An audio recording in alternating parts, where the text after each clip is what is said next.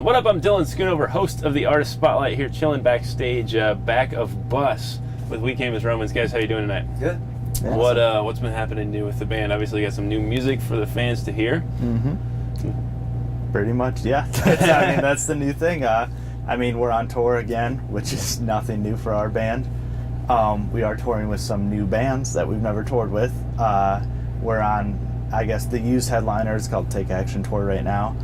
Which is awesome because a lot of the guys in the band grew up listening to the Used and was really a inspiration and role models for us as young musicians back in our teenage days, which is awesome.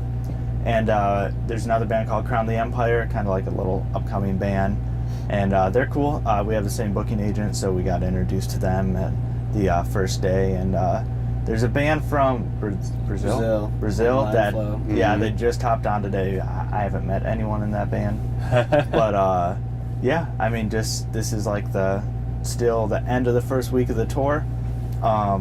Just touring, just released new music, playing some new songs, which is awesome. And, that's about it. Interesting that you guys, I don't know if you individually felt this, but kind of collectively, that your music was maybe going to be received a little bit critical. At least because it was a little softer, or maybe a little more, I don't want to say radio friendly, but more friendly to a wider base. What was the thought process behind that, or the concern behind that? I think if people want to hear a band's old music, just listen to the old stuff. Bands are going to continue to grow and make different music, and that's just kind of one of the pushes we want to make. And I don't really think I think half the songs that we did, the two of them, are, they're a little lighter than our other stuff. Especially with the choruses and stuff. But for example, Let These Words Last Forever, there's still multiple breakdowns in that song that are still in my opinion, pretty heavy. Right. I don't know. I don't really think it's too radio, but bands do change. We, might just be something we want to try out. I think it is more infectious than cause for concern, and so I was kind of surprised that you guys were concerned about it. I think true fans of your band probably aren't going to leave the band because of that, right? No, I agree with that. It's always putting out new music, no matter what it is, no matter how confident you are in it, is always a little hard on the nerves. Always kind of grating your teeth.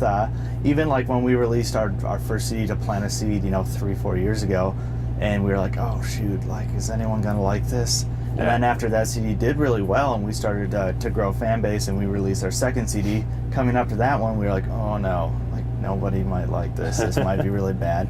And it's always a little, like I said, a little hard on the nerves just when you're releasing new music, because you do want to keep your fans happy.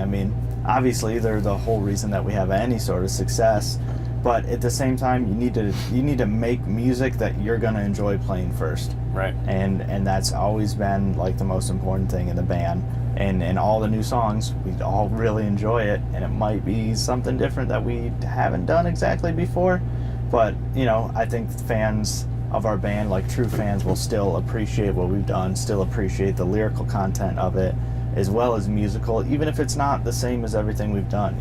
We can't come out with To Plant a Seed Volume 2 or Understanding Volume 2 or any of that. We need to keep moving forward in terms of progression in our band, and that was just the next, I guess, not so much logical step, is just the step that we wanted to take and we wanted to make. Doesn't it almost give you guys a renewed sense of excitement?